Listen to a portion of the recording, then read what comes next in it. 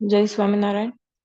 શ્રીજી મહારાજ, બાપાશ્રી, અનંત અનાદિ મહામુક્તો, અનાદિમુક્ત પરમ પૂજ્ય શ્રી નારાયણ મામા અને અનાદિમુક્ત પરમ પૂજ્ય શ્રી લીલા માસીની દિવ્ય સભામાં બિરાજિત સર્વે મુક્તોને કોટાન કોટી વંદન સાપ ખૂબ હેતપૂર્વક જય સ્વામિનારાયણ. આજે આપણે અમૃતસરિતાનું પ્રકરણ 13મું છે. એમાં આપણે ગઈ વખતે થોડું લીધું હતું. પ્રકરણ થોડું લાંબુ છે, એટલે એ રીતે આપણે થોડું થોડું આગળ વધતા જઈશું. મામા આપણને શું કહેવા માંગે છે આપણે જોઈએ કે મામા એમ કે છે કે અખંડ સ્મૃતિથી આગળ અધિક કોઈ પ્રાપ્તિ નથી, એમ મહારાજે કહ્યું છે. અખંડ સ્મૃતિ એ મોટામાં મોટી પ્રાપ્તિ. હવે અખંડ સ્મૃતિ એક એવી વસ્તુ છે ને કે આપણે એમ કહેવાય છે કે કળીકાળમાં આપણે કાંઈ ના આવડે ને આપણને, કારણ કે ધ્યાન ભજન એ બધું એમ કે સાધનાઓ બધી આકરી કહેવાય, તો એમ કે ઈ ના આવડે ને તો તમારે એમ કે મંત્ર જપ અખંડ કર્યા કરવાનો. એટલે અખંડ સ્મૃતિ મહારાજની કેવી રીતે રીએ એનો કળિયુગમાં એક જો સરળ માર્ગ હોય ને તો ઈ છે કે મંત્ર જાપ કર્યા કરવાનો. આપણને જે મંત્ર ગમતો હોય, સ્વામિનારાયણ સ્વામિનારાયણ સ્વામિનારાયણ કે બ્રહ્મામ સ્વામિનારાયણ દાસોસ્મી કે જે કોઈ પણ, તો એનાથી શું થાય કે આપણે એક તો આપણે મંત્ર જપ કર્યા કરીએ ને ત્યારે આપણે એનાથી ભગવાનને યાદ પણ કરીએ. અને ધારો કે આપણે યાંત્રિક કરીએ, આ તો એક વાત છે, જ્યાં સુધી આપણને એનો અભ્યાસ ન પડે ત્યાં સુધી આપણે એ યાંત્રિક થવાનું છે, સ્વાભાવિક જ છે. આપણે મંત્ર જાપ કરતા હોઈએ કે આપણે કામકાજ આપણે મનમાં ખટકો રાખ્યો હોય તો આપણે કામકાજ કરતા કે ગમે તે કરતા આપણે બોલ્યા કરીએ, બરાબર.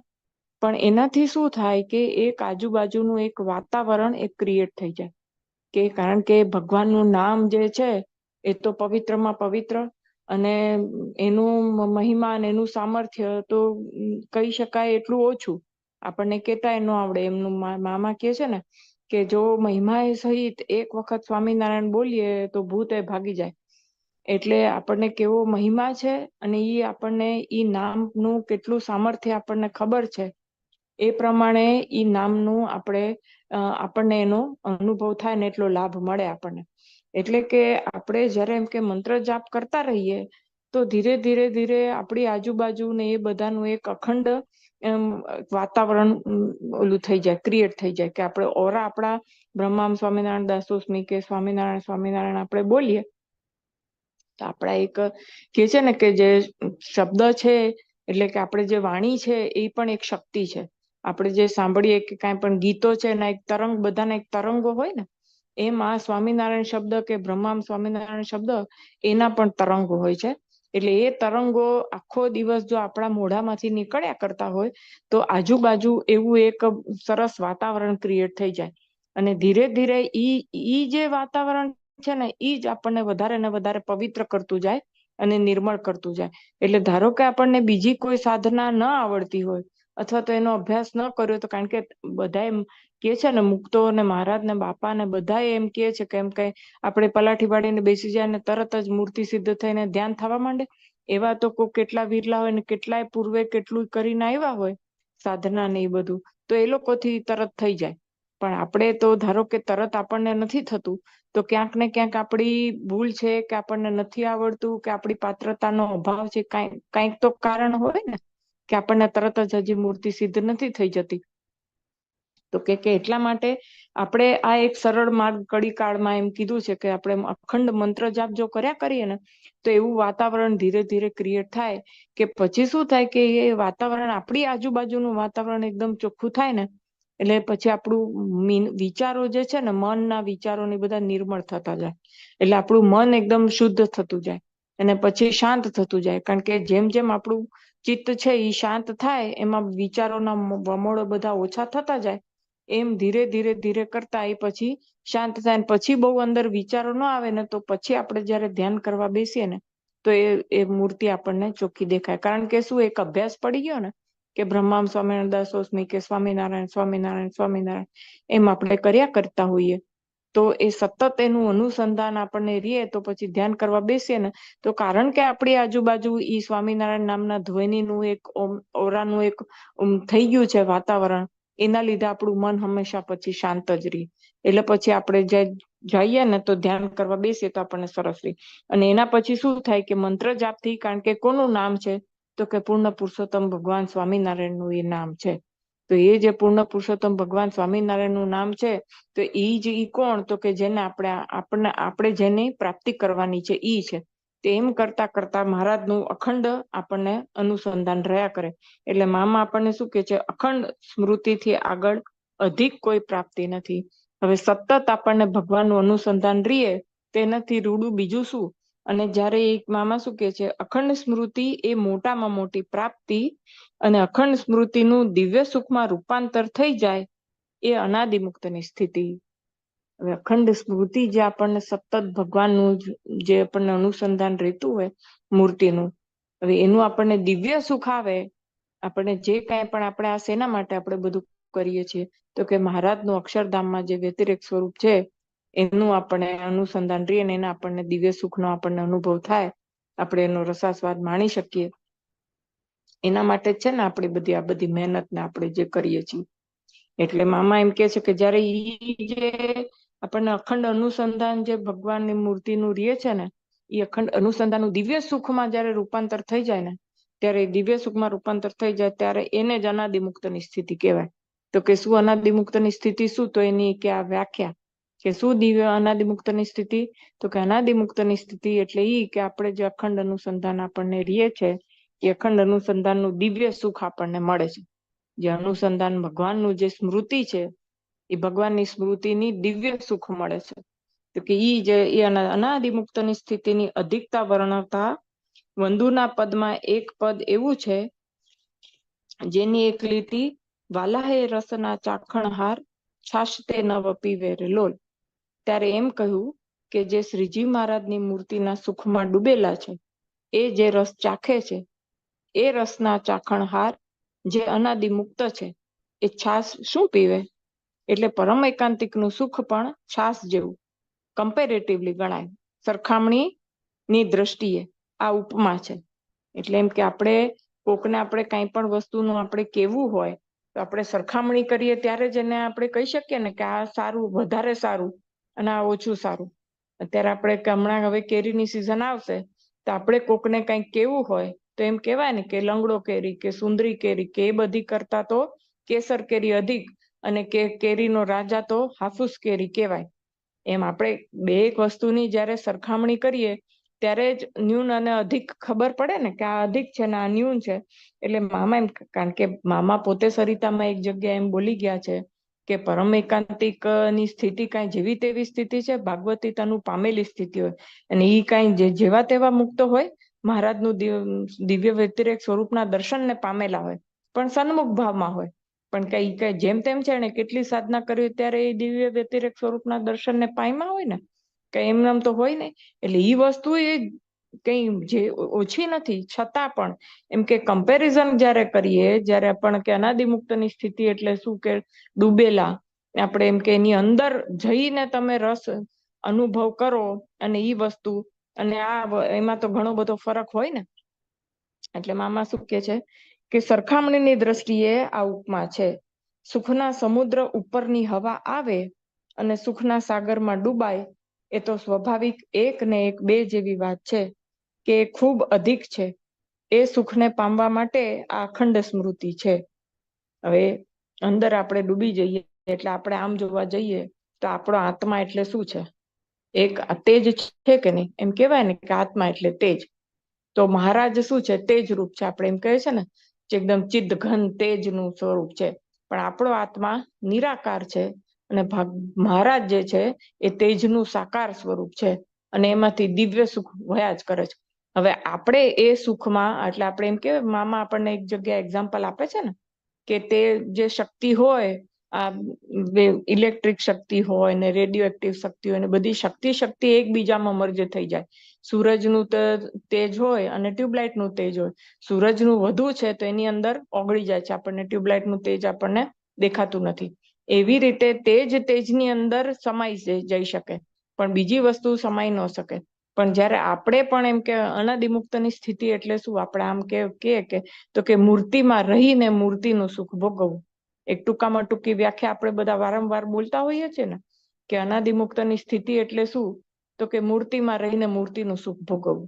હવે મૂર્તિમાં રહીને મૂર્તિનું સુખ ભોગવવું કઈ રીતે? તો કે આપણો જે ચૈતન્ય છે એ મહારાજ જેવો સાકાર બનાવી દે. હવે જે તેજ, બંને વસ્તુ તેજની જ બનેલી હોય તો તેજની અંદર સમાઈ શકે. સૂર્યનો પ્રકાશ જેમ ટ્યુબલાઇટનો પ્રકાશ જે છે એ સૂર્યના પ્રકાશમાં સમાઈ જઈ શકે ને, પણ એવી જ રીતે એક આપણે નાનકડો દીવડો કર્યો હોય અને એની આગળ આગનો ભડકો કરીએ મોટો બધો, તો એમાં તો દીવાનો પ્રકાશ હોય ખરો, જેવો આગનો ભડકો ઓલવાઈ જાય એમ તરત જ દીવાનો પ્રકાશ દેખાય. એવી રીતે આપણે જ્યારે ભગવાનના પ્રકાશની સામે આપણે કાંઈ નથી, પણ આપણે એવો જ્યારે એવા થઈ જઈએ તો તેજની અંદર તેજ સમાઈ શકે. એટલે જ્યારે આપણે મહારાજ જેવા થઈ જઈએ ત્યારે આપણે અનાદિમુક્તની સ્થિતિને પામીએ તો એની અંદર જઈને જે આપણે સુખ માણીએ. એટલે મામા અહીંયા આપણને કેવું સમજાવે છે કે સમુદ્ર ઉપરની હવા આવે અને સુખના સાગરમાં ડૂબાય, એ તો સ્વાભાવિક 1 અને 1 2 જેવી વાત છે કે એક ખૂબ અધિક છે એ સુખ પામવા માટે અખંડ સ્મૃતિ છે. એટલે એમ કે આપણે દરિયા કિનારે બેઠા હોઈએ અને ત્યાંથી ઠંડો ઠંડો પવન આવતો હોય તો આપણને એમ લાગે કે આહા, દરિયાનું પાણી કેવું ઠંડુ છે, એના ઉપરથી આવતો પવન કેટલો શીતળ ને આપણને સુખદ લાગે છે. મામા અહીંયા આપણને સમજાવવાનો પ્રયત્ન કરે છે કે પરમ એકાંતિક એની સ્થિતિ એટલે શું અને અનાદિમુક્તની સ્થિતિ એટલે શું, બેમાં ફરક કેટલો છે એ સમજાવવા માટે. કે દરિયા કિનારે બેઠો હોય અને એના ઉપરથી જે પવન આવતો હોય એના ઉપરથી એને પાણીની ઠંડકનો અનુભવ થાય કે ઓહો, દરિયા ઉપરથી જે પવન આવે છે કેટલો શીતળ છે, મને કેટલું સુખ આપે છે. પણ જે દરિયાની અંદર ડૂબી ગયો હોય અને અંદર નહાતો હોય અને સુખ લેતો હોય એને પાણીનો કેવો અનુભવ થાય? પૂરેપૂરો અનુભવ થાય ને, કેટલો ઠંડો છે, ઠંડુ પાણી છે, કેવું છે. એવી રીતે મામા અહીંયા એમ કે છે કે જે કોઈને મહારાજનું સુખ ખરેખર કેવું છે તો એ આપણને ત્યારે જ ખબર પડે કે આપણે અંદર ડૂબી જઈએ. એટલે કે છે કે વંદુના પદમાં ગાયેલું છે પ્રેમાનંદ સ્વામીએ કે વાલા એ રસના ચાખણાર છાશ તે નવ પીવે રે લોલ. એટલે અનાદિમુક્તની સ્થિતિનું અહીંયા પ્રેમાનંદ સ્વામીએ વર્ણન કરેલું છે કે જે એમાં અંદર ઘૂસીને જે અંદર સમાઈને જે સુખ લેતા હોય આપણે. અત્યારે આ લોકમાં એમ કહેવાય છે ને કે મીરાબાઈ કૃષ્ણ ભગવાનની મૂર્તિમાં સમાઈ ગયા. એટલે સમાઈ ગયા એટલે શું? કે એનો જે આત્મા હતો એ કૃષ્ણ ભગવાનની મૂર્તિ. એટલે હાલ એમ સમાઈ ગયા એટલે પછી એનો દેહ રહ્યો નહીં, કે પંચભૂતનો જે હતો પૃથ્વી, જળ, તેજ, વાયુ ને આકાશ, એ જે બધું હતું એ પૃથ્વી એમ કે છે કે ત્યાં જે મંદિરમાં જે એમની દેહ સમાઈ ગયો ત્યાં એમ કે છે કે ત્યાં પછી થોડોક રાખનો ઢગલો હતો. એટલે એને એવી રીતે પોતાના જે દેહના પંચ તત્વો હતા બધા છૂટા પાડી નાખ્યા કે ભગવાને પાડી દીધા જે હોય. એટલે અગ્નિમાં બળી ગયો, વાયુ વાયુમાં બળી ગયો અને ચૈતન્ય કૃષ્ણ ભગવાનમાં લીન થઈ ગયો. એટલે તેજ સાથે તેજનું વિલન થઈ ગયું.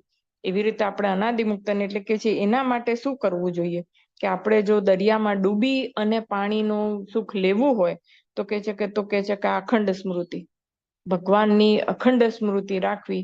એના માટે મામાએ આપણને પેલા શીખવાડ્યું છે ને કે 2 સેકન્ડ કોઈ પણ કામ આપણે કરતા હોઈએ તો 2 સેકન્ડ ભગવાનનું સંભાળીને હાલો મહારાજ ભેળા રેજો, હાલો મહારાજ ભેળા રેજો.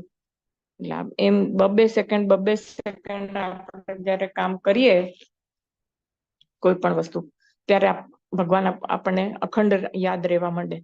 કારણ કે શરૂઆત તો એવી રીતે થાય ને, કોઈ પણ વસ્તુ આપણે મોટું કાર્ય કરવું હોય તો એમ કે છે ને કે તમે એક સાથે મોટા સંકલ્પો લઈ લ્યો કે હું આમ કરી નાખીશ ને, તો પછી આપણે આપણી ધીરજ ન રહે ને એ જે આપણે સંકલ્પ ધાર્યા હોય ને, કે છે ને નિયમ એકાદશીનું નિયમ લેવું, તો એમ કે ને કે હું 4.5 મહિનામાં કેટલાય નિયમ લઈ લઈએ કે હું આ કરીશ, આમ કરીશ, આટલી પારાયણો કરીશ, આટલા દંડવત કરીશ, આટલી માળા ફેરવીશ, આટલી પ્રદક્ષિણાઓ કરીશ, બધું કેટલાય નિયમો લઈ લે, પછી થાકે થોડાક દિવસમાં, પછી એકેય પૂરું ન થાય. એટલે એમ કહેવાય છે કે જ્યારે તમારે કોઈ પણ મોટી સિદ્ધિ હાંસલ કરવી હોય ને ત્યારે શરૂઆતમાં નાના નાના સંકલ્પો લેવા. કે હું અડધી કલાક ભગવાનનું, એટલે મામા ને ભાઈ ને બધા નથી આપણને કહેતા 10 મિનિટ 5 મિનિટ જેટલો સમયની અનુકૂળતા હોય એ પ્રમાણે ધ્યાન કરવું. તો કે 4.5 મહિના એમ કે રોજે રોજ ન થતું હોય તો 4.5 મહિનામાં શરૂઆતમાં નિયમ લેવો કે આ 4.5 મહિનામાં હું રોજ 10 મિનિટ ભગવાનનું ધ્યાન કરીશ.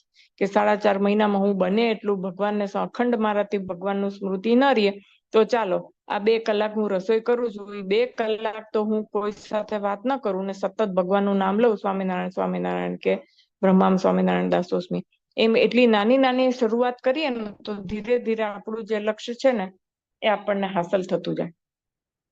એટલે અહીંયા મામા આપણને શીખવાડે છે કે અખંડ સ્મૃતિ કેવી રીતે કરવી, તો કે આવા નાના નાના સંકલ્પો કરતા કરતા ધીરે ધીરે આપણને મોટી સિદ્ધિ હાંસલ થાય. તો કે અનાદિમુક્તની સ્થિતિ જો આપણે પામવું હોય, અનાદિમુક્તની સ્થિતિને, તો અખંડ સ્મૃતિ ભગવાનને રાખવી જોઈએ.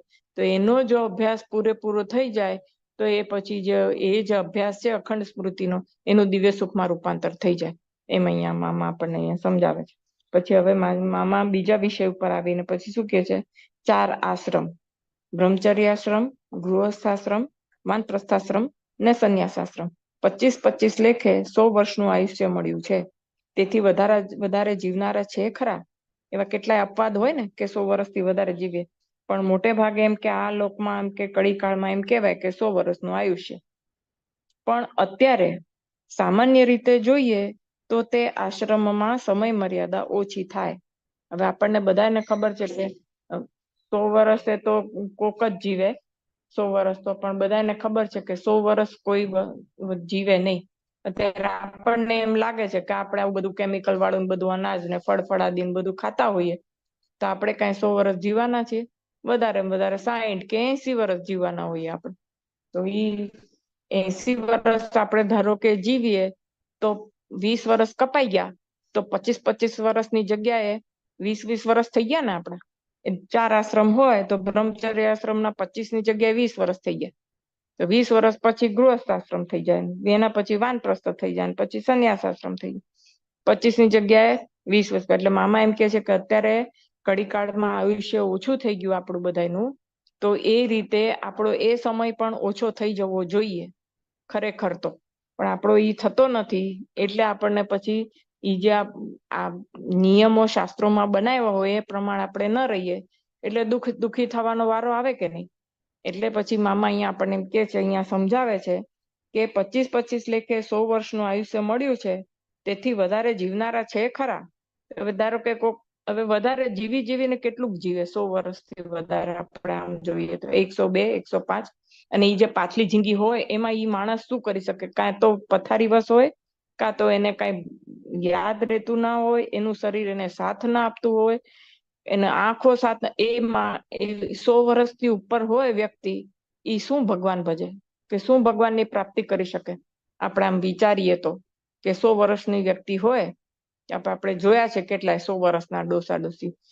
હા, કાંઈ એમ હોય, પરદેશમાં ઘણા એવા લોકો છે કે 100 વર્ષથી ઉભા હોય તો ઈ કડેધડે હોય અને પોતાનું શું કહેવાય કે ખાઈ પીને કરતા હોય, પણ એને આપણે એમ કહીએ કે તું 2 કલાક ધ્યાન કરવા બેસ, અહીં બેસી શકે? ન બેસી શકે, કારણ કે એનું શરીર એટલું બધું સાથ ન આપે. અને જ્યાં પરદેશમાં આપણે જોઈએ છીએ કે 100 વર્ષને 110 વર્ષના આમ આટલું સરસ એનું શરીર હોય ને એ લોકો ચાલી શકતા હોય ને બધું કરી શકતા હોય, પણ આખી જિંદગી એ લોકોની કેવી ગઈ હોય રજોગુણમાં. એ લોકોએ પોતાનો શરીરની જ માવજત કરે રાખી હોય, આમ કરવું તેમ કરવું, તો રે ટકે શરીર, પણ એની પ્રાપ્તિ શું અને એની ફળશ્રુતિ શું? આપણે આમ જોઈએ તો તમે 100 વર્ષ સુધી તમે જીવો, પણ રજોગુણમાં હજી આપણે પરદેશમાં જોઈએ કોઈક વિડીયો કે એમ કઈ 100 વર્ષના એમ કે વૃદ્ધ પુરુષો અને સ્ત્રીઓ આટલું દોડ્યા, આટલું આમ કર્યું, તો એ લોકોને હજી પોતાના શરીરનું, પોતાના વાળનું, એટલે ટૂંકમાં આ લોકનું જે ભૌતિક વસ્તુમાં જ રચ્યા પચ્યા હોય, આધ્યાત્મિકતામાં પોતે અંદર ડૂબકી મારીને જોયું જ ના હોય, તો એને પ્રાપ્તિ શું થાય? ધારો કે 100 વર્ષથી વધારે પણ જીવે તો પ્રાપ્તિ શું એ લોકોને? ચાલો. અને જે લોકોને આપણા જેવા જે હોય, જે લોકો આધ્યાત્મિકતામાં થોડું ઘણું પણ વિચારતા હોય ને, તો તરત જ એને એમ થાય કે અમુક ઉંમરે હવે સાયકલ, આપણી જે સર્કલ છે ને, જીવનનું સર્કલ, એ પૂરું થવું જોઈએ. એક ગોળ ચક્ર પૂરું થવું જોઈએ. જેમ આપણે જન્મ થયો આપણો, ત્યારે આપણે બધું જેમ સંકોચન અવસ્થા હતી ને, આપણે વિચાર શક્તિ ઓછી હતી, આપણો ખોરાક ઓછો હતો, આપણે બધું કામે ઓછું કરતા હતા. જ્યારે સાયકલ આપણું જીવનનું ચક્ર પૂરું થવાનું આવે ને, ત્યારે ફરી પાછું ઈ વસ્તુ આપણે કરવી જોઈએ. ખોરાક ઓછો હોવો જોઈએ, બીજી કોઈ માથાકૂટ નહીં, વ્યવહારિક. નાના બાળકને વ્યવહારિક શું માથાકૂટ? ચાલો કયો. મા બાપ જેમ જીવાડે એમ જીવે, જે ખવડાવે એ ખાય, જે પહેરાવે એ પહેરે. એમ આપણે જ્યારે વૃદ્ધ થઈએ અથવા તો એ વાનપ્રસ્થમાં થઈએ ત્યારે આપણું બી જીવન એવું બાળક જેવું પાછું થઈ જવું જોઈએ. એટલે કહેવત છે ને, બાળા ને બુઢા બેવ સરખા. એટલે આપણું જીવન પણ પછી ખોરાક ઓછો થઈ જવો જોઈએ, આપણા વિચારોની વૃત્તિઓ બધી સંકુચિત થઈ જવી જોઈએ, ભગવાન તરફ વળી જવી જોઈએ. આપણે આપણું જે જીવન ચક્ર છે એ પૂરું થવું જોઈએ. આપણે ભારતીય સંસ્કૃતિ એમાં માનીએ છીએ. અને આપણે એમ કે હજી 100 વર્ષે પણ એ આમ કરે છે ને, એમાં આપણને આપણે ભારતીય સંસ્કૃતિને ક્યારેય એમાં મોહ થયો નથી. કારણ કે પહેલાથી જ આપણને એવું જ્ઞાન જ નથી આપ્યું આપણને કે આપણે આવી રીતે. કારણ કે વૃદ્ધ હોય અમુક આપણે ઘરમાં દીકરા દીકરી પરણી જાય ને એના ઘરે છોકરા થઈ જાય, દાદા દાદી બની જાય, પછી એ લોકો એમ જ કે હવે અમારે શું, હવે અમારે ભગવાન ભજવાના. આપણી ભારતીય સંસ્કૃતિ છે કે હવે ધીમે ધીમે આપણે એ બધું પછી હજી હવે એમ કે ક્યાંક પછી સારા પ્રસંગો હોય ને તો દાદા દાદી ના જ પાડે કે હવે છોકરાઓ તમે જાઓ, અમારો હવે જીવન પૂરું થયું, હવે તો અમે ઘરે બેઠા છીએ. અને એવું હોવું જ જોઈએ. એ જ બરાબર છે ને. આમ જોવા જાય તો અમુક પછી વૃત્તિઓ પાછી ખેંચાવી જ જોઈએ. હજી પછી બહારના ઓલામાં રાચ રચીલામાં જો વૃત્તિ જાતી હોય તો એ માણસ ભગવાન કેદી ભજે, કેદી ભગવાન તરફ વળે. એટલે આપણી જે ભારતીય સંસ્કૃતિ છે એ અંતકાળે આત્મામાં આપણે આત્મા ખોજ કરી અને આપણને ભગવાનને પામવાનું આપણને શીખવાડે છે. એ ગમે તે ધર્મ હોય, પછી આપણે સ્વામિનારાયણ સંપ્રદાય હોય કે પરોક્ષમાં હોય, બધાએ ભગવાનને પામવાની વાત આપણે ભારતીય સંસ્કૃતિ હિન્દુ ધર્મમાં બધા કરે છે. જોકે બધા ધર્મમાં ભગવાનને પામવાની તો વાત છે, પણ રસ્તા બધા જુદા જુદા હોય. પણ આપણે તો હિન્દુ ધર્મ તો ખાસ એવું કહે છે. એટલે જ આ 4 આશ્રમની ઓલી કરી હોય ને કે તમે બ્રહ્મચારી હો ત્યારે એ રીતે જીવન જીવવાનું. એટલે આપણો હિન્દુ ધર્મ તો એટલો સરસ છે ને કે કેવી રીતે આપણું જીવન વ્યવસ્થિત કરવાનું, બધું વ્યતીત કરવાનું, એની પૂરેપૂરી જાણકારી આપેલી છે. એટલે મામા એના વિશે અહીંયા આપણને સમજાવે છે કે કેવી રીતે આપણે ભગવાનને પામી શકીએ. આપણે 25-25 વર્ષ હોય પણ કે અત્યારે આયુષ્ય ઓછું થઈ ગયું છે, તો આપણે એ રીતે એમ કે 20 વર્ષ પછી બ્રહ્મચર્ય આપણું પૂરું, ત્યાં સુધી તો બ્રહ્મચર્ય પૂરું રહેવું જોઈએ. હવેના જમાના પ્રમાણે એમ કે ગૃહસ્થ જીવન થોડું મોડું શરૂ થાય છે. 25 વર્ષે, 28 વર્ષે બાળકો પરણતા હોય છે. બહેનો બધા એ લોકો હવે મોટી ઉંમરે પરણે છે. પણ આપણે અહીંયા જ પેલા જ 20-21 વર્ષ લગ્ન માટે લીગલ ઉંમર કહેવાતી હતી, કાયદાકીય રીતે પણ. એટલે 20 અને 21 વર્ષ એટલે એ કાયદાકીય રીતે તમે અત્યારે પણ આમ તો એડલ્ટ કહેવાય છે 21 વર્ષે. પણ હવે બાળકો સેટલ નથી થતા હોતા એટલે પરણવાનું મોડું થાય છે. તો ધારો કે પરણવાનું મોડું થાય અને તમે તમારું બ્રહ્મચર્ય આશ્રમ વધારે રાખો છો, તો ગૃહસ્થ આશ્રમમાંથી તમે એટલા વર્ષો કટ કર્યા, તો ગૃહસ્થ આશ્રમમાંથી એટલા વર્ષો તમને ઓછા મળશે. એમ વિચારીને પછી આગળ ચાલવું જોઈએ. તો કે પછી ગૃહસ્થ આશ્રમમાં 40 વર્ષ સુધી જ ગૃહસ્થ આશ્રમ ભોગવવાનો.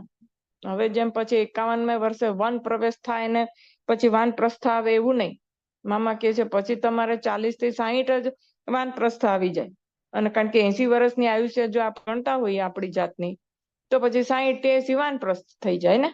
એટલે એવી રીતે ગણતરી. એટલે મામા કે છે અત્યારે આમ જોવા જોઈએ ઓન એન એવરેજ 80 થી 90 ની અંદર જ બધા ધામમાં પધારી જતા હોય છે અને ગુજરી જતા હોય છે. તો એ રીતે આપણે આપણી ગણતરી કરી અને આપણું જીવન આપણે કેવી રીતે વ્યતીત કરવું છે એ આપણે પોતે જ નક્કી કરી લેવાનું. એટલે મામા અહીંયા આપણને શીખવાડે છે કે તેથી વધારે જીવનારા છે ખરા, પણ અત્યારે સામાન્ય રીતે જોઈએ તો તે આશ્રમમાં સમય મર્યાદા ઓછી થાય.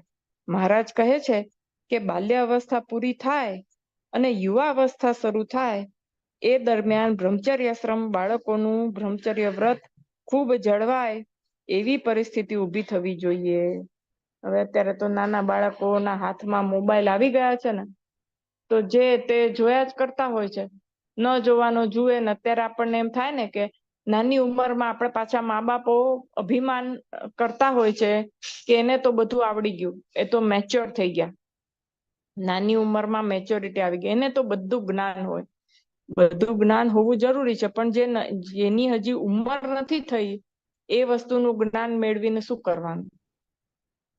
આ તો એક વાત છે કે જેની ઉંમર હજી એને નથી થઈ એ વસ્તુનું જ્ઞાન લઈને એ શું કરશે? જ્યારે એનો સમય આવે તમે અત્યારે મા બાપ શું કહેતા હોય છે, ધારો કે કોઈક બાળક ન જાણવાનો પ્રશ્ન એને પૂછે તો મા બાપ શું કહે? એમ જ કે ને બેટા તું હજી નાનો છે, કે તું હજી નાની છે, હમણાં તને નહીં સમજાય, મોટી થશે ને એટલે તને સમજાશે. એમ આપણે બધા એવા જ જવાબ આપીએ છીએ ને. શું કામ? કારણ કે એ જ્ઞાન લેવા માટે હજી એ પાત્ર નથી. એમ એટલે પણ મામા અહીંયા એમ કે છે કે એવું જયારે હવે બાળકો કે એનું જે બ્રહ્મચર્ય નો જયારે એની અવસ્થા હોય ને ત્યારે એનું બ્રહ્મચર્ય ભંગ થાય એવા એને દ્રશ્યો ના જોવા જોઈએ, એવા એને વિચારો ના કરવા જોઈએ, એવો મોબાઈલમાં એવું બધું જોઈ વિવાહ એવો સંગ ના રાખવો પડે, એવા ચલચિત્રો ના જોવાના હોય કે જેનાથી એના વિચારો ડહોળાય. એટલે આપણે પેલાના જમાનામાં ખબર છે ને કે જનોય આપે પછી એને ગુરુકુળ ભણવા મોકલી દે અને ત્યાં ગુરુની પાસે રહે અને ત્યાં એવી રીતે જીવે અને ત્યાં ગુરુ એને બરાબર એને બધું શિક્ષણ આપે. એટલે એ લોકોને ઈ વખતે બ્રહ્મચર્ય બધાના જળવાઈ રહેતા હતા. અત્યારે થોડું ઘણું અઘરું છે, પણ મામા એમ કે છે કે જો એ જળવાઈ રહીએ ને તો શું થાય કે જ્યાં સુધી એનું બ્રહ્મચર્ય જળવાય ને તો એની જે શક્તિ છે ને એના શરીરના ડેવલપમેન્ટની, મનના ડેવલપમેન્ટની એ બધી જળવાઈ રહી. કારણ કે મૂળ શક્તિ જ એ છે. બ્રહ્મચર્યની જે શક્તિ છે ને એનાથી જ આધ્યાત્મિકતા તરફ આપણે આગળ વધી શકીએ છીએ. હવે જો એ જ વેડફાય ને એના બ્રહ્મચર્ય નો જે એનો પીરિયડ છે એ ટાઈમ એ વેડફાઈ જાય તો એ માણસ નિર્બળ બને પછી. અને ખાલી શરીરથી નિર્બળ બને એવું નહીં, મનથી એ નિર્બળ બની જાય, સાવ નિર્બળ બને પછી કોઈ ડિસિઝન મેકિંગ પાવર ના રહે એનામાં. એટલું બધું એ નિર્બળ થઈ જાય કે પછી આગળ કોઈ સિદ્ધિ હાંસલ ન કરી શકે. આપણે અત્યારે વેસ્ટર્ન કન્ટ્રીઝ છે એમાં એ લોકો આનો વિરોધ કરીને એવું બધા એક્ઝામ્પલ આપે છે, પણ એ ધારો કે આ લોકની એને કંઈક પ્રાપ્તિ કરી લીધી હોય ને કોન્સન્ટ્રેશન રાખીને, પણ આધ્યાત્મિક પ્રાપ્તિ એ ન કરી શકે. અને આપણો હિન્દુ ધર્મ અલ્ટિમેટલી આ ચૈતન્યને ભગવાનમાં જોડાવા માટેનો જ આખી આપણી જીવન યાત્રા છે ને એ પૂરી કરવા માટેનો આપણને સમજાવતા હોય છે. એટલે એમ કે એમ કે છે કે જયારે બ્રહ્મચર્યનો કાળ છે ને એ મા બાપે અને બહારના વાતાવરણમાં બી બધાએ તકેદારી રાખવી જોઈએ કે બાળકનું એ સમય દરમિયાન એનું બ્રહ્મચર્ય ખંડિત ના થાય અને એ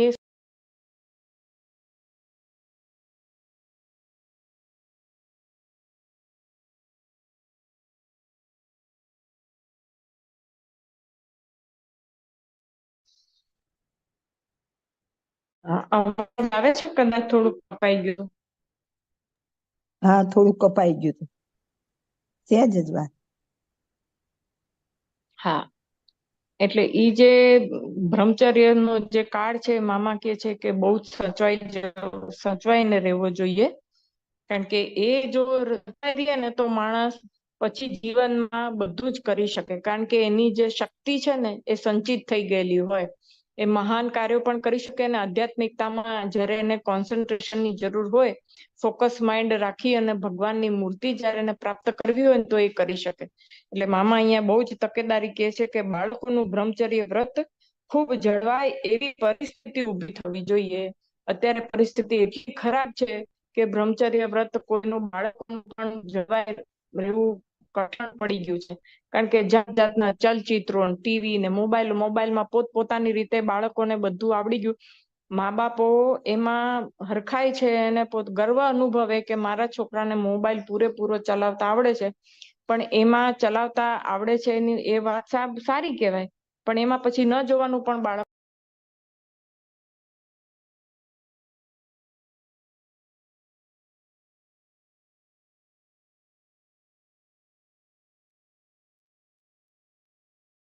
થોડુંક લૂઝ છે ને એટલે કદાચ થોડુંક આવું થઈ જાય છે. એટલે મામા અહીંયા આપણને તકેદારી આપે છે કે ન સાંભળવાનું, આપણે નહીં સાંભળવાનું અને ન જોવાનું. બાળકો જો ન જુએ તો એ પછી જયારે એનું વાનપ્રસ્થ અને સંન્યાસ આશ્રમ જયારે શરૂ થાય ને ત્યારે એ ભગવાનમાં સરળતાથી જોડાઈ શકે અને એનું જે વિલ પાવર કે ને કે એની અંદર વિલ પાવર બહુ સારો હોય અને એની નિર્ણય શક્તિ બહુ સારી ખીલે અને એનામાં શક્તિ બધું કરવાની શક્તિ પણ ઘણી હોય. એટલે કે એવું વાતાવરણ જ મા બાપે અને બધાએ ઊભું કરવું જોઈએ કે જેનાથી એનું બ્રહ્મચર્ય જે છે એ ખંડિત ન થાય. પછી ગૃહસ્થાશ્રમનો આદર્શ અનાદિમુક્ત પર્વતભાઈ અને પરમ કૃપાળુ બાપાશ્રીએ શિક્ષા અર્થે આદર્શ ગૃહસ્થાશ્રમ કોને કહેવાય એ બતાવી દીધું. એટલે હવે આદર્શ ગૃહસ્થાશ્રમ કોને કહેવાય એનો ઊંડો અભ્યાસ કરવાની જરૂર નથી. ચરિતાર્થ સામે છે. એટલે બાપાશ્રી અને પર્વતભાઈ અને બધાએ આદર્શ ગૃહસ્થાશ્રમ એટલે ગૃહસ્થાશ્રમમાં રહી બધી જવાબદારીઓ નિભાવતા પણ ભગવાનને આપણે કઈ રીતે પામી શકીએ અને એમાં પણ ગૃહસ્થ આશ્રમમાં પણ કેટલી ઉચ્ચ સ્થિતિને પામી શકાય છે એનું જે ઉદાહરણ છે એમ મામા એમ કે છે કે બાપાશ્રી અને પર્વતભાઈ જેવા એ આપણને ચરિતાર્થ કરીને બતાડી દીધો છે. એટલે ગૃહસ્થ આશ્રમમાં રહીને પણ ભગવાનની પ્રાપ્તિ થઈ શકે છે એવું આપણને મામા અહીંયા એમ કે છે કે એટલે હવે પછી ગૃહસ્થ આશ્રમમાં શું કરવાનું શું નહીં કરવાનું એના વિશેની પરીક્ષાઓ ને એના વિશેનો અભ્યાસ ને એ બધું કર્યા કરવાની આવશ્યકતા નથી એમ મામા કે છે. કારણ કે પર્વતભાઈનું જીવન ચરિત્ર આપણે વાંચીએ, બાપાશ્રીનું જીવન ચરિત્ર વાંચીએ એટલે એમાં પછી આપણને બધી જ ખબર પડી જાય છે કે કઈ રીતનું જીવન હોવું જોઈએ. ગૃહસ્થ આશ્રમનું આદર્શ જીવન કોને કહેવાય? તો આવું હોવું જોઈએ કે બધી બાળકોની બધી જવાબદારીઓ નિભાવે, બધું કામ કરે, બધું કરવા છતાં પણ એકદમ અનાદિ મુક્તની સ્થિતિ કેવી રીતે પ્રાપ્ત કરી એ આપણને એ લોકોએ ચરિતાર્થ કરીને બતાડી દીધું છે. પછી મામા કે છે કે હવે તમારે પછી એ પોતાની જાતને પરીક્ષાને એરણે એ રીતે ચડાવવાની, પણ આમાં ઊંડા ઉતરીને આ કરી લઉં કે પેલું કરી લઉં, ચાલો હું આ તો કરી લઉં કે તો મને ખબર પડશે કે મારે આમાં આગળ વધાય છે કે નહીં, કે હું આવું કરીશ તો ભગવાનમાં પામી શકીશ કે નહીં, તો કે ઓલો ધંધો કરી લઈશ તો હું ભગવાનને પ્રાપ્ત કરી લઈશ કે નહીં, એવું બધું કાંઈ નહીં. એટલે મામા કહે છે કે આવું જે લોકોએ કેવું ગૃહસ્થોએ કેવું સાદું સાત્વિક જીવન જીવવાનું અને કઈ રીતે અખંડ સ્મૃતિ ભગવાનમાં રાખી શકાય એ બાપાશ્રી અને પર્વતભાઈ આપણને કરી બતાવ્યું છે. એટલે હવે એનું વધારે એમ કેવું ઊંડો અભ્યાસ કરવાની આવશ્યકતા નથી મામા કે છે. એટલે એનું જીવન જોઈ અને આપણે એ રીતે જીવન જીવીએ તો અનાદિ મુક્તની સ્થિતિને આપણે પામી શકીએ. આગળ ગયા મામા કે છે બ્રહ્મચર્ય વ્રતની મામાએ વાત કરી દીધી કે બાળકોનું બ્રહ્મચર્ય છે એકદમ ટકી શકે એવી પરિસ્થિતિ મા બાપે અને ઊભી કરવી જોઈએ. અને એના પછી ગૃહસ્થ આશ્રમ, તો ગૃહસ્થ આશ્રમ કેવો આદર્શ હોય તો કે એની આપણે ચર્ચા વધુ કરતા નથી. એમાં પર્વતભાઈ અને બાપાશ્રીનું જીવન ચરિત્ર જોઈ લેવાનું જીવન. આગળ ગયા એટલે વાનપ્રસ્થ આવે. ગૃહસ્થ આશ્રમના કર્તવ્યો પૂરા થઈ ચુક્યા ત્યારે એવી કક્ષા આવે છે કે જ્યારે ભગવાનની સ્મૃતિ તેલ ધારા વૃત્તિની માફક રહે એમ જીવન યાત્રા શરૂ થવી જોઈએ. હવે ગૃહસ્થ આશ્રમ પૂરો થઈ ગયો અને વાનપ્રસ્થામાં આપણે શરૂ થયા. એટલે હવે આમ જોવા જઈએ તો 100 વર્ષની આયુષ્ય હોય ને તો અડધી ઉંમર કહેવાય. 50 પછી એમાં આપણે ગણતરીમાં એવું આવે છે એટલે બધા એમ કે હવે વન પ્રવેશ 51, 52 એવી રીતે આવે ને, એટલે વન પ્રવેશ બધા એવું કે હવે વન પ્રવેશ થઈ ગયો તમારો. એટલે એમ કે ઈ 51 જો આપણે એ રીતે ગણીએ તો યુવા ઉંમરે એના લગ્ન થઈ ગયા હોય તો 51 ની આજુબાજુ બાળકો થોડા ભણી ગયા હોય, ધીરે ધીરે હવે એના નોકરી ધંધે લાગ્યા હોય, એને ધારો કે ન લાગ્યા હોય તો 2, 5, 6 વર્ષમાં એ લોકો પોતાની રીતે સેટ થઈ જવાના હોય.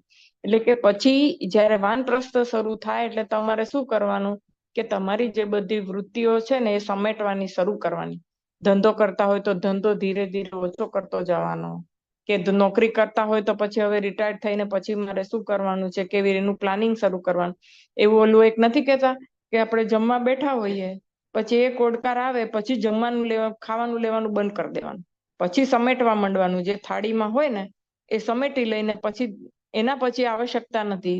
તમારું શરીર તમને કહે છે કે હવે તમારે બીજું લેવાની આવશ્યકતા નથી, આટલું જેટલું છે એટલું પૂરું કરશો એટલે તમારું પેટ ભરાઈ જશે. એવી રીતે જયારે આપણું વાનપ્રસ્થમાંથી આપણે જઈએ, આપણું અંદર એન્ટર થઈએ આપણે એટલે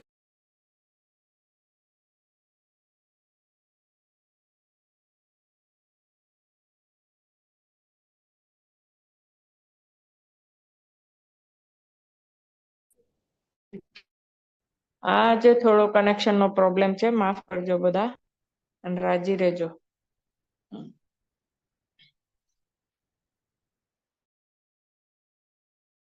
એટલે કે વાનપ્રસ્થ કે એ પછી એમ નોકરી કરતા હોય તો હવે હું મોટા મોટા પ્રમોશન લઈને આગળ ને આગળ વધુ, ધંધો કરતા હોય તો હવે વધુ ને વધુ ધંધો પ્રસરાવવું અને વિકાસ કર્યા જ કરવું એમ નહીં. મામા એમ કે છે કે હવે વાનપ્રસ્થ આવે તો હવે સમેટ આવવું જોઈએ ધીરે ધીરે ધીરે. જેમ આપણે ઓડકાર આવ્યા પછી વધુ ખાવાનું લેતા નથી, જે છે એ પૂરું કરીએ છીએ, એમ જે ધંધો છે એને સાચવીને રહેવાનું. પછી વધારે એક્સપાન્ડ કરવાની જરૂર નથી કે નોકરીમાં, કારણ કે થોડા વર્ષોમાં નોકરી કરતા હોય તો થોડા વર્ષોમાં રિટાયરમેન્ટ આવે. ધંધો કરતા હોય તો ધંધાને પછી એક લિમિટ બાંધી અને આગળ વધવાનું કે હવે આનાથી વિશેષ નહીં, અને આ ઉંમર પછી હું દીકરાઓને બધું સોંપી દઈશ અને મારો ધંધો સમેટીને હું ભગવાન તરફ વૃત્તિ રાખીશ. એવું મામા કે ધીરે ધીરે એ વસ્તુ થવી જોઈએ. ન થાય તો પછી ક્યારે થાય? બધું ભગવાન આપણને છૂટ આપી હોય કે તમે બ્રહ્મચર્ય છો ત્યારે તમે ભણો ગણો બધુંય કરો, ગૃહસ્થ છો તો ગૃહસ્થના નિયમ ધર્મ પાળો, એ રીતે જીવન જીવો, બાળકો એને મોટા કરો, મા બાપની સેવા કરો, બધુંય કરો. પછી હવે પછી તો આપણે આપણું તો ક્યારેક કરવું પડે ને. આપણે આપણી રીતે ભગવાન ભજવા પડે. આપણું જે ચૈતન્યનું આપણે નહીં કરીએ તો કેવી રીતે થશે? એટલે ધીરે ધીરે પછી એ, કારણ કે શું છે કે 51 એ ઉંમર એવી છે, આમ તો હવે આપણે 80 વર્ષની ઉંમર ગણીએ તો 40-25 વાનપ્રસ્થ આવી જાય, પણ ધારો કે આપણે એ ગણતા નથી, ગૃહસ્થ જીવન થોડું વધારે લંબાવીએ અને 51 નું જ ગણીએ, જૂના જમાનાની જેમ 100 વર્ષનું આયુષ્ય ગણીને, તો 51 વર્ષે પછી હવે વધારે વિકાસ કરવો નહીં. કંઈક એક આપણી લિમિટ બાંધી લેવી કે જે જો આ તો કોની વાત છે, હવે એવી આર્થિક પરિસ્થિતિ એવી ન હોય કે નોકરી કરવી જ પડે તો કરવાની છે, બે છેડા ભેગા ન થતા હોય તો, છતાં પણ ધારો કે બે છેડા ભેગા ન થતા હોય ને થોડું ઘણું હોય તો પછી ધીમે એમાં થોડામાં સંતોષ માનવાનો. અને ટૂંકમાં મામાનું કેવું એમ છે કે પછી 51 પછી તમારો જે ગૃહસ્થ જીવનની જે બધી જવાબદારીઓ છે એ પૂરી કરીને તમે પાછા બ્રહ્મચર્યને પછી એ પાલન છે એ કરો. ધીરે ધીરે પછી એનું પાલન કરતા કરતા અને ભગવાનમાં વૃત્તિ રાખવાનું વિશેષ કરો. ધારો કે નોકરી કરતા હોય તો આવીને પછી જે પેલા જેમ ગામ ગપાટા કરવા જઈએ કે બારે ફરવા જઈએ કે એવું કરતા હોઈએ, તો એની જગ્યાએ હવે અમુક સમય તમે ભગવાન તરફ વળો. ધીરે ધીરે તમારી વૃત્તિ ભગવાન તરફ કરો. એવું મામા અહીંયા આપણને શીખવાડે છે કે વાનપ્રસ્થ જયારે આવે ત્યારે આપણે એલર્ટ થઈ જવાનું. એવું કે છે ને, થોડુંક 50-55 ના થાય પછી બધા એમ કે હવે જીવ્યા એટલું જીવવાના નથી, હવે રિટર્ન જર્ની શરૂ. રિટર્ન જર્ની એટલે શું કે જ્યાંથી આવ્યા ત્યાં પાછા જવાનું. એટલે આપણને તો ખબર છે કે મહારાજના ધામમાં જવાના, એટલે એમ કે એ જગ્યાએ જવા માટેની તૈયારી આપણે 51 વર્ષના થાય તો હવે શરૂ કરી દેવી જોઈએ, નહીતર ક્યારે થાય? અત્યારે શું છે કે એ ઉંમર એવી છે કે આપણે ધ્યાનમાં બેસવું હોય તો બેસી શકાય. હજી શરીરને એટલો બધો ઘસારો ન પહોંચ્યો હોય કે આપણે ધારીએ તો ન બેસી શકીએ. હા, આપણે શરીરનું ધ્યાન જ ન રાખ્યું હોય અને શરીરને 50ની ઉંમર થતા થતા સાવ જ બગાડી નાખ્યું હોય તો વાત જુદી છે. બાકી 50 વર્ષ એ એવી ઉંમર ના કહેવાય કે તમે ધારો એ કરી ના શકો. આપણે ધારીએ એ કરી શકીએ એ ઉંમર છે. એટલે હવે હજી જો બધું થઈ શકતું હોય તો ત્યારે હજી ભગવાન ભજવાનું શરૂઆત કરી અને મૂર્તિ ધારવાનું શરૂઆત કરીને મૂર્તિ પાકી કરી લેવાનો અભ્યાસ શરૂ કરી દેવો જોઈએ, એમ મામા અહીંયા આપણને શીખવાડે છે. ત્યારે પછી શું કે છે, ત્યારે એમ કે તેલ ધારા વૃત્તિ રહેવી જોઈએ. એટલે અખંડ તેલ આપણે જયારે આપણે તેલ એક બરણીમાંથી બીજી બરણીમાં કાઢીએ તો એ ત્રુટક ન હોય, સળંગ એક રીતે એક સરખી રીતે વહ્યા જ કરે તેલ. એમ કે છે મામા કે છે કે પછી હવે અખંડ વૃત્તિ ન થાય તો ક્યારે થાય? કે અખંડ વૃત્તિ પછી તો થઈ જવી જોઈએ. તેલ ધારા વૃત્તિ એવી રીતે આપણી જીવન યાત્રા શરૂ થવી જોઈએ. 51માં વર્ષે આવ્યા એટલે આપણું પ્લાનિંગ બદલાવું જોઈએ. બધા નથી કેતા એવી રીતે કે રિટાયરમેન્ટમાં તમે શું કરશો નોકરી ધંધા પછી? કંઈક એવું પ્લાનિંગ કર્યું છે કે હું આમ કરીશ કે તેમ કરીશ કે એવું બધાને પૂછતા હોય છે ને નોકરી ધંધા વાળા. એમ આપણે એમ કે હવે આપણી જીવન યાત્રા કેવી રીતે શરૂ કરવી ભગવાન પરાયણ કેવું એનું આપણે પ્લાનિંગ કરવાનું શરૂઆત કરી દેવી જોઈએ. મામા અહીંયા આપણે એમ કે છે ત્યારે સાત્વિક ઉથલધડા પણ જેમ બને તેમ ઓછા થવા જોઈએ.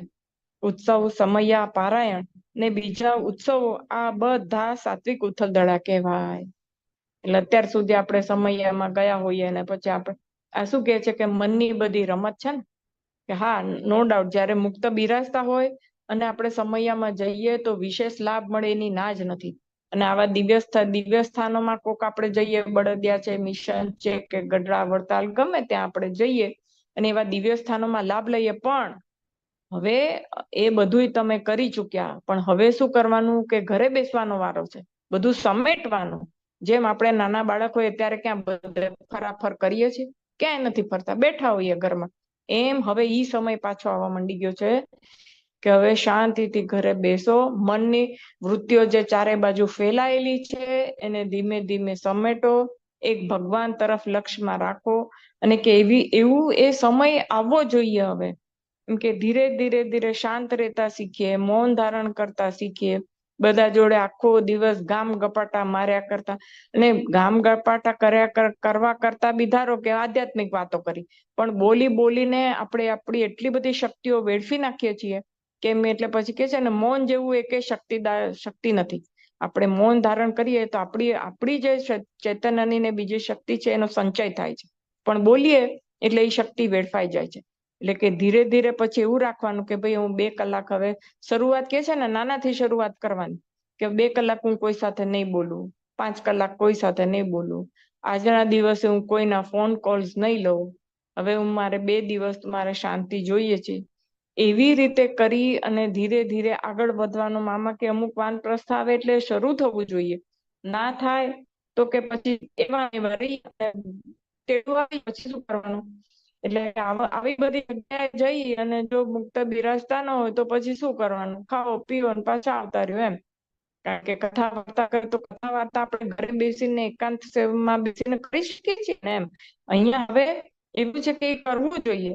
જેમ ભગવાન અનાદિ મુક્તના સુખ આગળ પરમ એકાંતિક મુક્તના સુખને છાસ જેવું કહે છે, એમ બધા જ બ્રહ્મ યજ્ઞ કરતા મહારાજની મૂર્તિમાં રહેવાનો બ્રહ્મ યજ્ઞ શરૂ કરીએ. અહીંયા મામા આપણને એમ કે છે કે હવે એ શરૂ કરવાની જરૂર છે. મૂર્તિમાં રહેવાનો અભ્યાસ તો કરવો પડે ને. હવે બાહ્ય વૃત્તિ જ કર્યા રાખીએ કે ખાવું પીવું પછી મનને સંતોષ આપો કે હા હું ત્યાં સમયમાં ગયા હતા ને તો એટલો બધો આનંદ આવ્યો ને, ભગવાનનું સ્મરણ થયું, આમ થયું. પણ એવું જાહેરમાં આપણે બધા લોકોની વચ્ચે ક્યારેય પણ ભગવાનની પ્રાપ્તિ થઈ શકતી નથી, કે ભગવાનમાં વૃત્તિ રહી શકતી નથી. એ આપણે બધાને અનુભવ છે કે જયારે આપણે એકલા બેસી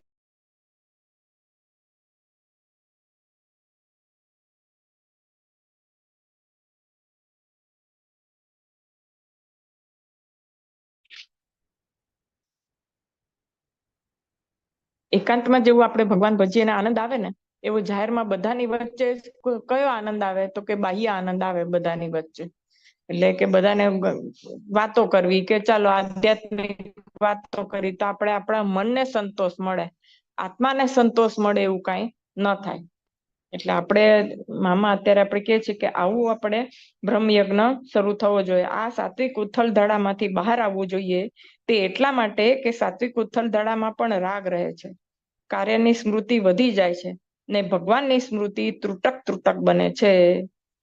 એટલે કે પછી કાર્ય એવું થઈ જાય, ભગવાનની સ્મૃતિ રે નહીં. કારણ કે આપણે શું કરીએ, સમય ઓને મળીએ, આને મળીએ, ચાલો હવે કથામાં જવાનો સમય થયો છે, હવે ભોજનશાળામાં જવાનો સમય થયો છે, હવે કારણ કે સમયમાં આખા દિવસના કાર્યક્રમો હોય જ. સવારે આ હોય, સાંજે આ હોય, વળી અભિષેક હોય, આ એમાં તો બાહ્યવૃત્તિ થઈ જાય ને. અંતર્વૃત્તિમાં આપણે શું કરવાનું હોય, તો કે આંખો બંધ કરીને ભગવાનને સંભાળવાના હોય, બહુ થાય તો ધ્યાન કરીને આંખો ખુલ્લી રાખીને ભગવાનની સામે જોવાનું હોય, એ કરવાનું હોય ને. કોઈ સાથે વાતચીત નહીં કરવાની. હવે એમાં જ બધાને એકાંતમાં મૂંઝવણ થઈ જાય છે ને. એકાંતમાં મૂંઝવણ એટલે જ થાય છે. તો બહુ ધારો કે કલાક આમ નક્કી કર્યું હોય તો 4 વાર ઘડિયાળમાં જોઈએ કે કલાક પૂરો થયો તો ધ્યાનમાંથી ઊભા થઈએ. કલાક બેસવાનું આપણે નક્કી કર્યું હોય તો ઘડિયાળમાં જોવાય જ જાય કે હારું કલાક પૂરો થયો કે નહીં એટલું. અને જો વાતો કરવા બેઠા હોઈએ તો કલાકના 4 કલાક થઈ જાય તો ઓહો, પછી એમ થાય કે હું તો કલાકનું ધારીને આવી હતી, આ તો બહુ મોડું થઈ ગયું મારે. કેમ? કારણ કે આપણે ગામ ગપાટામાં અને બીજી બધી ભલે ને આધ્યાત્મિક વાતો કરતા, હું એમ નથી કહેતી કે આપણે નિંદા કુથલી જ કરતા હોઈએ અને બીજી જ બધી વાતો કરતા હોઈએ, ભગવાનની જ વાતો કરતા હોઈએ, પણ આપણે એમાં આનંદ છે. કારણ કે આપણા મનને હજી અંદરનો આનંદ શું છે એ ખબર નથી ને, કે આપણે આત્માનો આનંદ શું છે એ ખબર નથી. એટલે અને મન ને બધું જે છે ને એ આનંદના જ વલખા મારે. જો આનંદ લેવા માટે જ બધા વલખા મારતા હોય એટલે આ ટૂંકો ટૂંકો આનંદ કે ને છીછરા છીછરા આનંદમાં સંતોષ માની લે કે આજે તો એટલી સરસ ભગવાનની વાતો થઈ ને, પણ જેવા તમે ઉભા થાવ એટલે પતી ગયું કે નહીં. ઓલું જે કાયમી સુખ આવવું જોઈએ એ નથી આવતું. એટલે મામા કહે છે કે આ જયારે વાનપ્રસ્થ શરૂ થાય ત્યારે આવું એક શરૂ થઈ જવું જોઈએ કે હવે મારે 2 કલાક બેસવાનું છે, મારે એકલા બેસવાનું છે, મારે મારું આત્મચિંતન કરવાનું છે, મારે આ બધું થવું જોઈએ. અને આ બધું બહારના મામા કે છે ઉથલ ધડા કહેવાય, આમ કર્યું તેમ કર્યું એ બધું. એટલે એ બધું એમાંથી બહાર નીકળવાનું.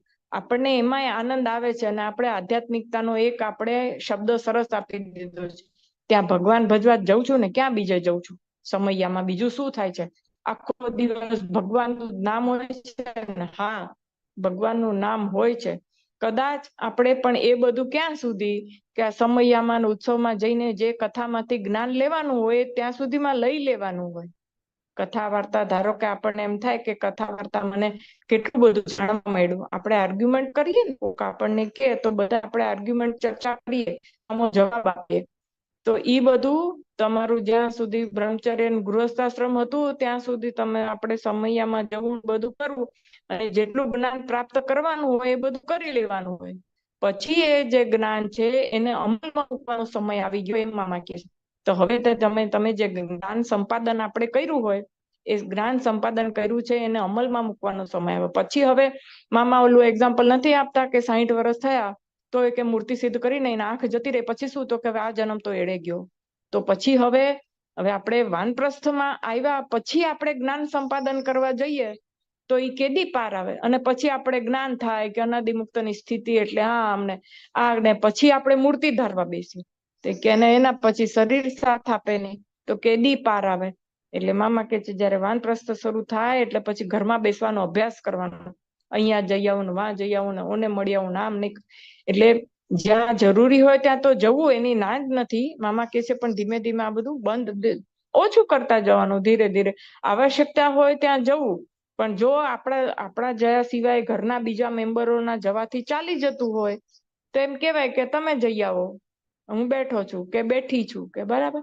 આપણે તો પછી અમુક આપણા વડીલો ખબર છે આપણને એમ કેતા કે સારા પ્રસંગે નાનાને મોકલે, ઘરના દીકરા વહુ એને હોય ને એને મોકલે. માઠા પ્રસંગે પોતે જ આવે કે સારું લાવો અડધી કલાકમાં અમારે પાછું આવું. ઈ આપણા હિન્દુ સંસ્કૃતિની રીત જ છે કે પછી ઘરડા માણસો ઘરે જ બેસે, અત્યારે પછી બધે ફરફર ના કરે. એટલે ઈ જે છે ઈ પ્રમાણે રહેવું. અને શું કામ, તો કે આપણે શું પ્રાપ્ત કરવાનું છે, આપણે તો મહારાજની અનાદિ મુક્તની સ્થિતિ પ્રાપ્ત કરવી છે ને. અખંડ જે છે ઈ જો આપણે પ્રાપ્ત કરવું છે તો ઈ પ્રાપ્ત કરવા માટે થોડુંક તો આપણે ક્યાંક તો ત્યાગ કરવો પડે કે નહીં. એમને મળી જાય બધું આ લોકનું પરલોકનું એમ નથી થતું, એ બે માંથી એક તો છોડવું જ પડે. આ લોકનું લેવા જાવ તો પરલોકનું ના મળે ને. હવે આપણને આ બધું જ્ઞાન થયું હોય કે મારે તો છેલ્લામાં છેલ્લી સ્થિતિ ભગવાનની મૂર્તિ અનાદિ મુક્તની સ્થિતિને પામવું છે પાછું, તો પછી થોડું ઘણું કંઈક તો કરે ને કે આપણે આપણી જાતને પ્રશ્ન પૂછવાનો કે મારે મહારાજને પામવું છે તો હું શું શું કરી શકું. ભગવાનને પામવાના જે બધા રસ્તા છે તો એમાં મારાથી શું થઈ શકશે. મારી ઊંઘનો હું થોડો ઘણો ત્યાગ કરી શકું, મારો ખાવાનાનો મને શોખ છે એનો હું ત્યાગ કરી શકું, મારે બધા જોડે બહુ બોલવાની ટેવ છે તો એનો હું ત્યાગ કરી શકું છું કે ચાલો ઓછું કરી શકું છું, કે ધ્યાનમાં મારાથી વધુ નથી બેસાતું તો એનો અભ્યાસ કરીશ. શું કરી શકું, ચાલો પૂર્ણ પુરુષોત્તમ નારાયણને મારે પામવા છે તો એના માટે હું શું કરવા તૈયાર છું. જાતને જ આપણે પ્રશ્ન પૂછવાનો અને એના જવાબ લેવાના અને પછી ધીરે ધીરે એ વસ્તુમાં આપણે આગળ વધવાની. અત્યારે માફ કરજો મેં થોડો સમય વધારે લઈ લીધો છે એટલે હવે આપણે આગળ પછી બીજી વખત લેશું. સહજાનંદ સ્વામી મહારાજની જય, બાપા શ્રીની જય, સદગુરુ શ્રીની જય, સ્વામિનારાયણ ભગવાનની જય.